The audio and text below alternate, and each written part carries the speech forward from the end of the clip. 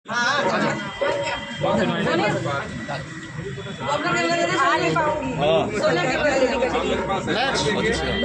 आगे ऐसा बना जाने सर क्या आ जाए।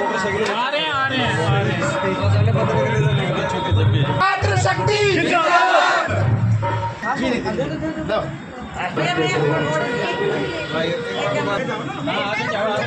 से आ रहे हैं मेरे में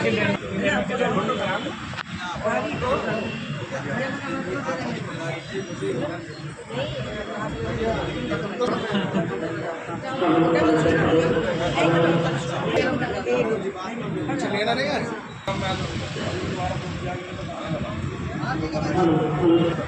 अच्छा सारे आ जाओ दीदी आप भाई प्रिंसिपल डॉक्टर आ जाओ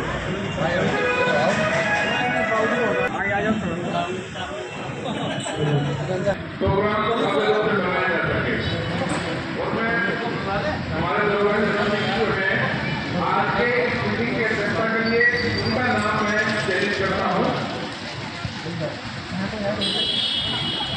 आए और मंच पर आज की मंच की अध्यक्षता को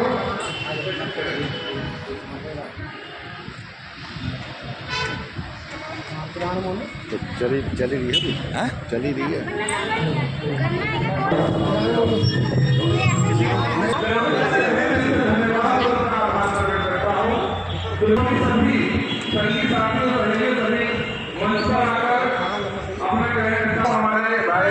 कहाँ से आई हो माता जी?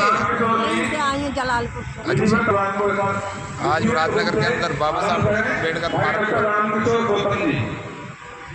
यहाँ जगह जगह से लोग आए हैं और हमारे बाबा बैठे हैं। जय भीम, कैसे हो? हमारे साथ आदरणीय प्रज्ञा रश्मि जी, बहुत चिंतक। बहन जी स्वागत है आपका सम्मान एक अधिकार मुरादनगर में। आज सदगुरु रविदास जी की जयंती है, क्या उपदेश है, क्या जनता से अपील है, क्या है विषय? आज गुरु रविदास जी की जयंती मनाई है, देश और दुनिया के अंदर मनाई जा रही है ये।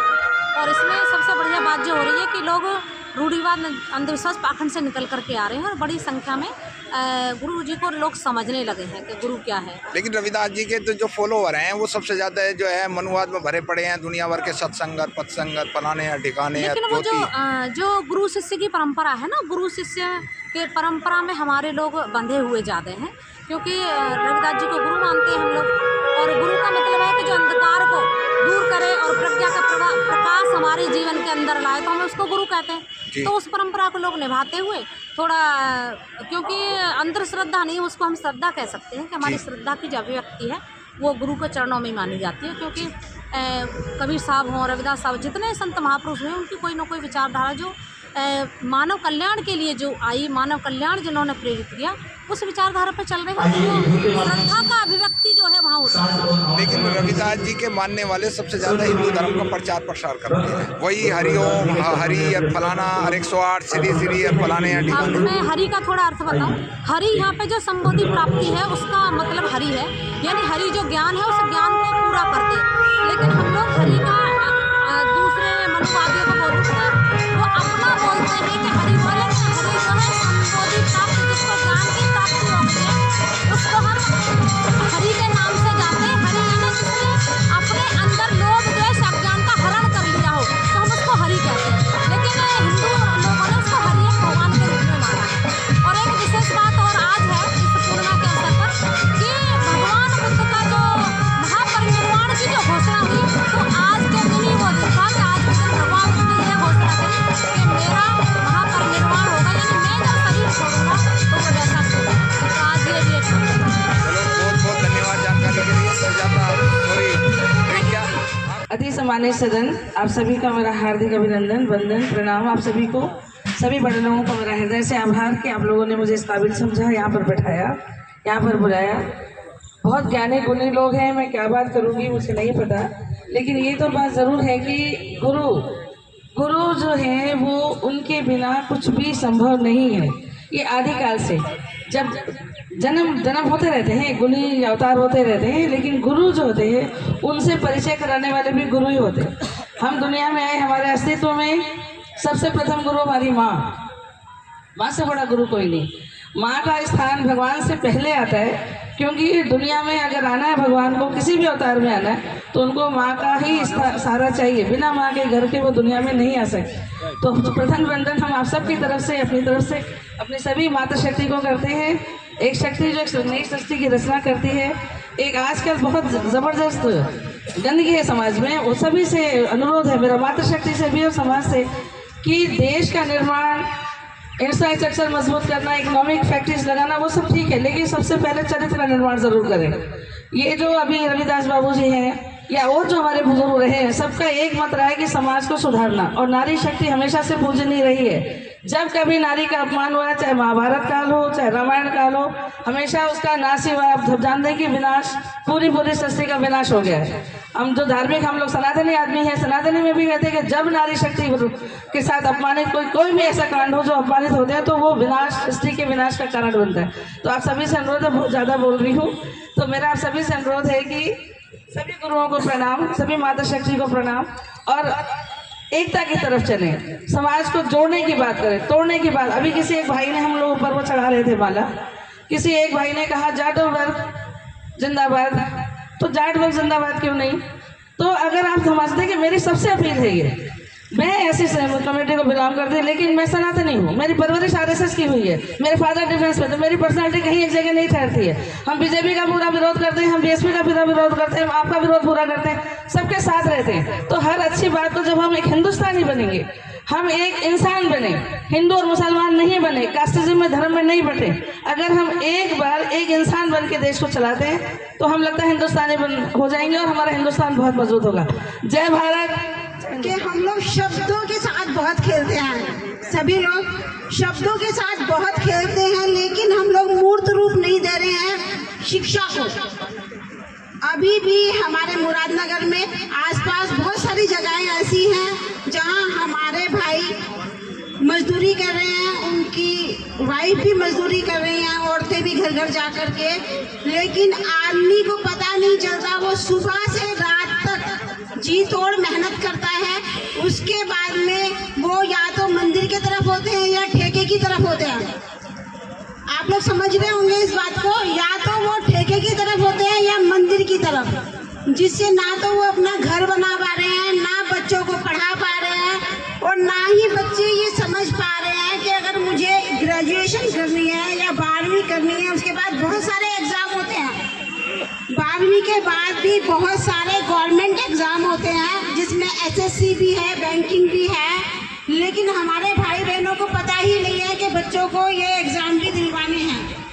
और जब पता ही नहीं है तो लड़की 12वीं पास करे या ग्रेजुएशन करे, उसकी तुरंत शादी कर दी जाती है, और फिर से वो सिलसिला शुरू हो जाता है कि एक ऐसा पति जो ठीक से कमा नहीं पा रहा है, और एक ऐसी पत्नी जो सिर्फ घर में रोटी खाना बनाने के लिए ही बनी है या बच्चे पैदा करने के लिए। तो मेरा अनुरोध है, इतने सारे गणमान्य लोग यहाँ बैठे हुए हैं, मैं सबको नमस्कार करती हूँ, जय भीम, नमो बुद्धाय सभी के लिए।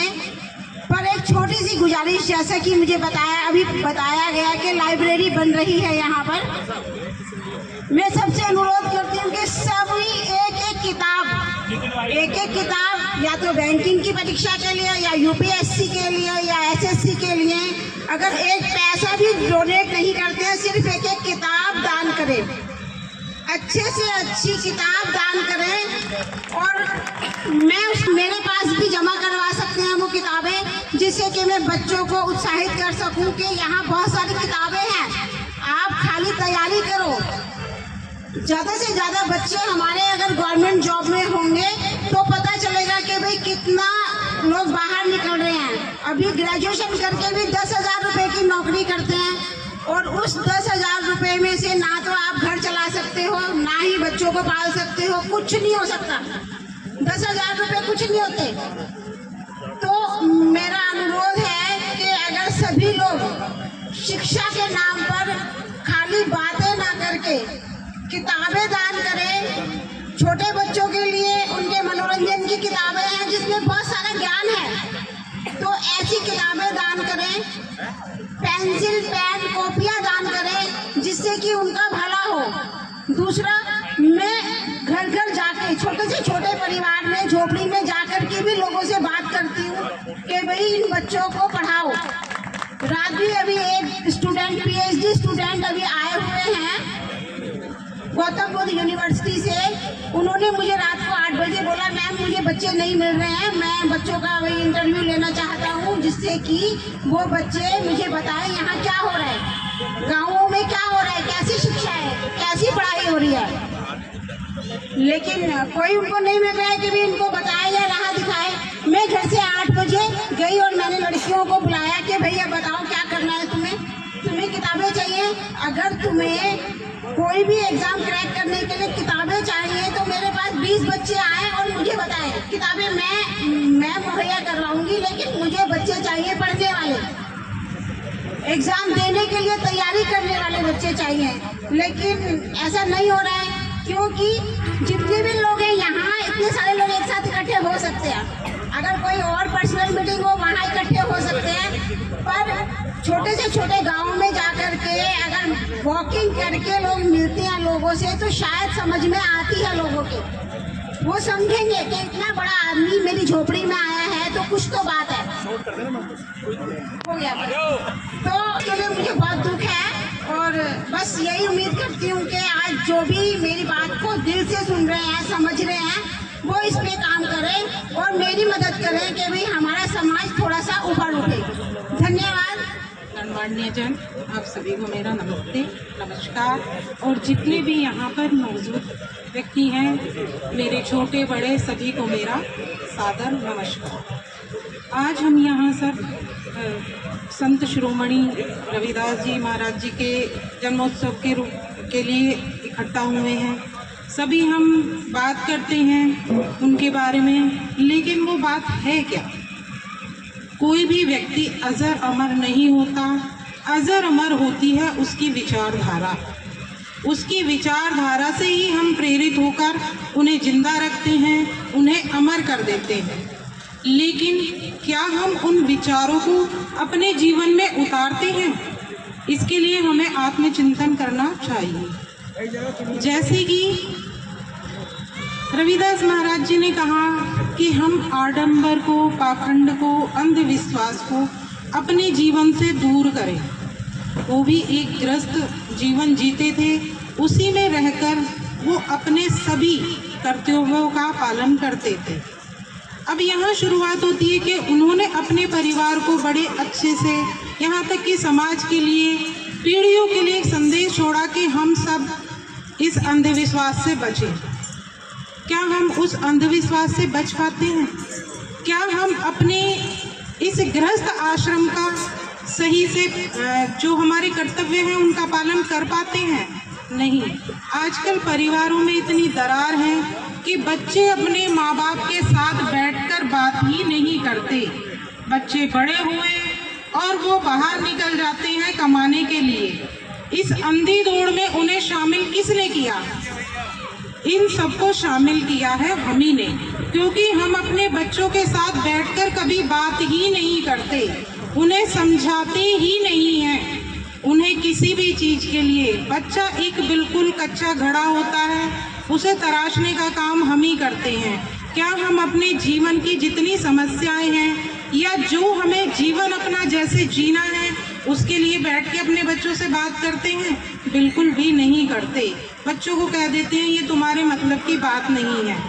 बच्चे आज छोटे हैं तो कल बड़े भी होंगे। बहुत ज़रूरी है अपने बच्चों को सही चीज़ें समझाना, उनसे बैठकर बातें करना, उन्हें समाज की, परिवार की जिम्मेदारियों की जानकारी देना। ये सारा काम होता है परिवार के मुखिया का। परिवार के मुखिया को अपना रोल सही तरीके से अदा करना चाहिए। उनका फर्ज है कि उनके घर में जो उनकी हम साथी हैं, उनकी धर्म पत्नी हैं, वो उनके साथ बैठकर सभी चीज़ों पर चर्चा करें और अपने बच्चों को समझाएं कि हमें जीवन कैसे जीना है, या जीवन के जो उतार चढ़ाव परेशानियां हैं वो सभी के जीवन में होती हैं, उनसे कैसे निकलना है। अगर हम शुरू से ही बच्चों को इन सब चीज़ों के बारे में समझाएंगे तो शायद हमारा समाज भी आगे तरक्की करेगा। अब हम यहाँ बैठ के दूसरों को अवगुण निकालते रहेंगे, दोष देते रहेंगे कि ऐसा हो गया, हमें दबा के रखा गया, हमारा शोषण हुआ। लेकिन नहीं, मैं मानती हूँ हम अपना शोषण करने के उत्तरदायी स्वयं हैं, कोई हमारा शोषण नहीं करता है। अगर व्यक्ति, परिवार का मुखिया अपने घर में किसी भी आडंबर को करने से मना कर दे तो उस परिवार में वो अंधविश्वास आएगा ही नहीं। आपके अपने जीवन में जब से बच्चा जन्म लेता है और जब तक उसकी मृत्यु होती है, उसके सभी चीज़ों के लिए आपने दूसरों को ठेकेदार बना रखा है। आपके घर में बच्चे ने जन्म लिया तो उसका नामकरण एक पंडित जी करेंगे। क्यों भाई? क्या आपका बच्चा है, आप उसका नाम अपनी मर्जी से नहीं रख सकते? आपके बच्चे को जीवन साथी चुनना है या उसकी शादी करनी है, उसका अधिकार आपने दे दिया एक पंडित को कि वो पंडित जी आपके बच्चे के जीवन के लिए एक शुभ मुहूर्त निकालेंगे। क्यों? आप अपनी मर्जी से और अपनी सुविधा अनुसार ये काम करें, उसमें क्यों दूसरों को लेकर आते हैं? अगर आप जब खुद ही दूसरों के पास जाएंगे अपना शोषण कराने के लिए तो जाहिर सी बात है दूसरा आपसे पीछे क्यों हटेगा कि वो आपसे कुछ ना ले। तो ये जितने भी अंधविश्वास हैं इन्हें आप दूर करें। दूसरी बात कि हमारे बच्चे आजकल अपने मार्ग से भटकते जा रहे हैं। बच्चों में भटकाव क्यों है? बच्चों में भटकाव जब आता है जब लोग अपने बच्चों को उनके प्रश्नों का जवाब नहीं देते। बच्चों के मन में जो प्रश्न होते हैं, जो भी उनकी उत्सुकता होती है, जो वो उन्हें चाहिए, वो अगर उन्हें उनके माँ बाप ही देने लगे तो शायद वो बाहर भटकना, बाहर के आकर्षण में ना फंसे। बच्चों को समझाएं कि आपके पास जो है, जितना है, वो आपके लिए पर्याप्त है। जो प्राप्त है वही पर्याप्त है। अगर आप उसी में संतोष करके अपने आप को साध कर आगे चलेंगे तो आप अपने जीवन में वो सभी मकाम हासिल कर सकते हैं जिनका आप सपना देखते हैं। मेरी आप सभी से ये गुजारिश है कि जितनी भी महिलाएं आपके घर में हैं, अंधविश्वास कहीं बाहर से नहीं आता है, हमारे ही घरों से शुरू होता है। हम क्यों नियमों में बांध देते हैं कि आप सुबह को उठिए, पहले घरों की सफाई कीजिए, एक लोटा जल चढ़ाइए, तब हमारे घर में कोई अच्छा काम होगा। क्यों होगा? ये नियम बांधने जरूरी नहीं है। आप अपने दिन की शुरुआत अपनी सुविधा के अनुसार कीजिए। ये ज़रूरी नहीं है कि किसी के कहने से ही, अगर किसी के कहने से किसी के सपने साकार होने लगे तो आदमी कोई भी मेहनत ना करे। आदमी की खुद की मेहनत ही उसके सपनों को साकार करती है। और अपने सपनों को साकार करने के लिए अपनी मेहनत को एक नया रूप दीजिए। जो सपने आप देखते हैं उन्हें पूरा करने के लिए अपने परिवार के साथ बिल्कुल खड़े हो जाइए। घर के मुखिया का सबसे अहम रोल होता है परिवार में।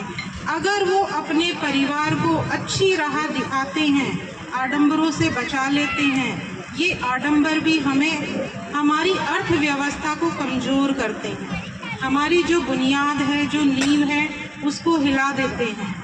लेकिन अगर हमें अपनी इमारत को मजबूती के साथ खड़ा करना है तो हमें अपनी नींव को मजबूत करना होगा। और इसे मजबूत करने के लिए बहुत ज़्यादा ज़रूरी है कि परिवार के मुखिया जो उनकी हमसाथी है, हम सफ़र है, उनकी जो पत्नी है, उन्हें समान दर्जा दें। अभी आप सब लोग बुरा नहीं मानिएगा, लेकिन जितने भी यहाँ सम्मानित साथी हैं, क्या उनके घर की महिला यहाँ उपस्थित हैं? ये मेरा आप सभी से क्वेश्चन है।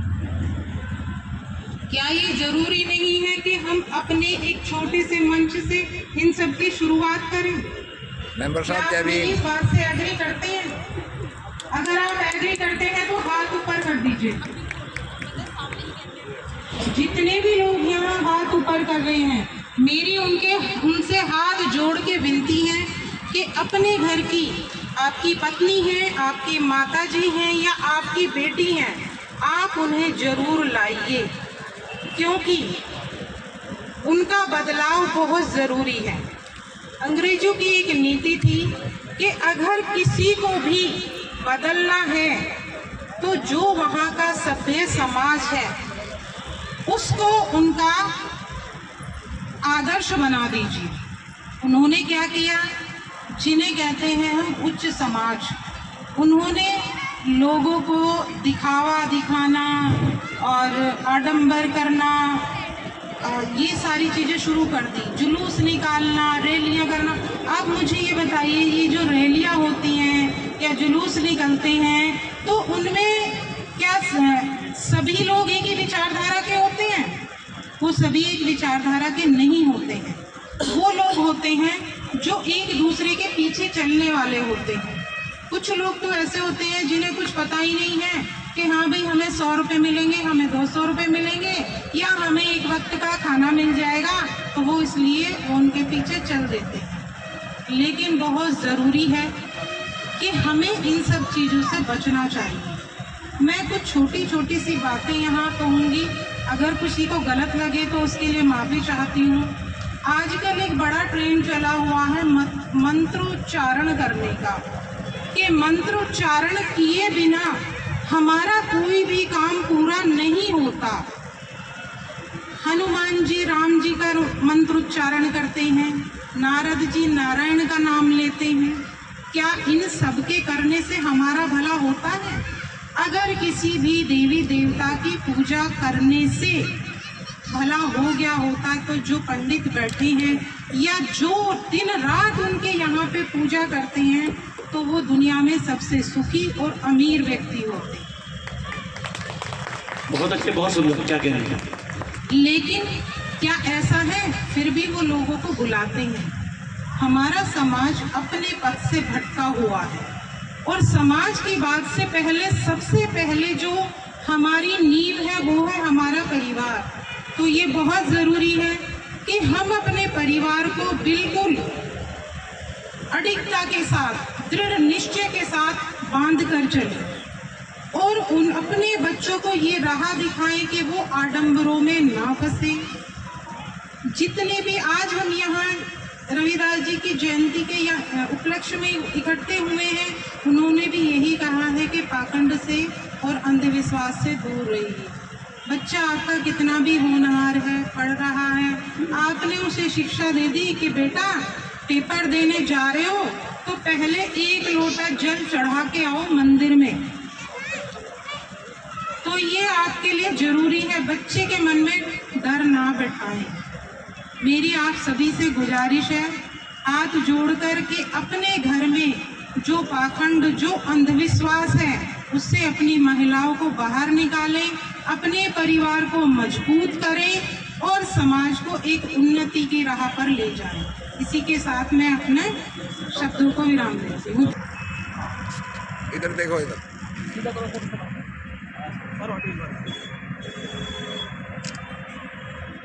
SDO मुरादनगर शीतल मंडल। मैं आज ज़्यादा बोलने तो नहीं आई हूँ, बस मैं ये कहना चाहूँगी कि आज मैं जहाँ पे भी हूँ मैं शिक्षा की वजह से हूँ। तो मैं आप सभी को इस बात पे प्रेरित करना चाहूँगी कि चाहे लड़की हो चाहे लड़के हो, मतलब मैं ये नहीं बोलूँगी कि मैं लड़की हूँ तो लड़कियों को ही शिक्षा की ज़रूरत है, लड़कों को भी ज़रूरत है, ताकि वो अपनी लड़कियों को भी आगे पढ़ा सकें और बाकी जो भी समाज में मतलब कुरीतियाँ हैं कि नशा और ये सब, इन सब से भी दूर रहे, ताकि आप किसी भी चीज़ का एडिक्शन जो होता है ना वो अच्छा नहीं होता है। ठीक है, तो उस सब चीज़ों से दूर रहेंगे तो आप अच्छी चीज़ों पे फोकस कर सकेंगे, पॉजिटिव जगह जा सकेंगे। बस इतना ही कहना चाहूँगी। धन्यवाद।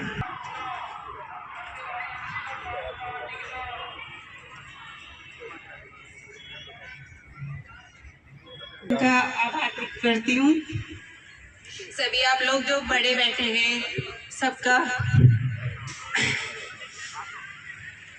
मैं इतना मतलब ये जो संत रविदास जी हैं, मैं इतना मतलब इन्हें नहीं मतलब पढ़ा हुआ है मैंने, मैं सिर्फ बाबा साहब को ज़्यादा वक्त करती हूँ। तो मैं यही बताना चाहती हूँ कि आप सब जो बड़े बैठे हुए हैं मतलब ये जो छोटे बच्चे होते हैं, बड़े हैं, उनका सिर्फ ये है कि रात में मतलब जो बड़े होते हैं वो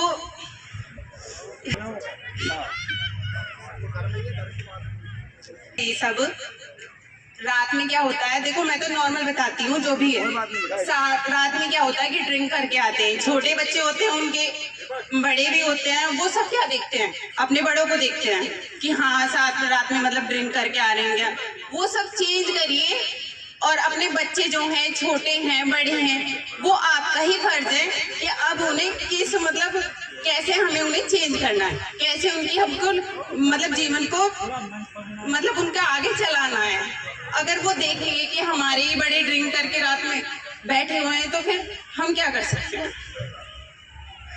मैं और कुछ नहीं बोल जाऊंगी क्योंकि मैं फर्स्ट टाइम मतलब काफी गैप हो गया है। तो ये जो सब बड़े लोग बड़े बैठे हैं ना, ये सब आप ही चेंज करें। वो भी मतलब देखेंगे कि हमारे महिलाएं हैं, देखो जेंट्स लोग तो सब लोग आ जाते हैं कि बाबा साहब का बर्थडे है, संत रविदास जी का बर्थडे है, कोई भी फंक्शन जैसा हमारा चलता है आ जाते हैं। और जो महिला होती है वो घंटी बजाती है सुबह शाम और क्या करती है, वो वाला आज वो वाला व्रत है, आज वो वाला व्रत है। अरे काहे का व्रत, हमारा काहे का व्रत है भाई, तुम देखो तो सही, तुम किस आज जो तुम मतलब नई नई जो अच्छे मतलब तुम ड्रेस पहन रही हो, बाहर जा रही हो, पढ़ाई कर रही हो, जीन्स पहन रही हो, वो किसकी बदौलत है, तुम समझो तो सही। कुछ नहीं समझ पाती हैं, बस वही आज वो लड्डू गोपाल जी हैं, आज वो उनका जो भोलेनाथ जी उनका है, उनको जल चढ़ाना है शिवरात्रि के, कुछ नहीं है। समझ लो, अभी समझ लो, क्योंकि सारी जो जनरेशन है वो मम्मी पापा पे ही डिपेंड होती है कि मम्मी पापा क्या कर रहे हैं।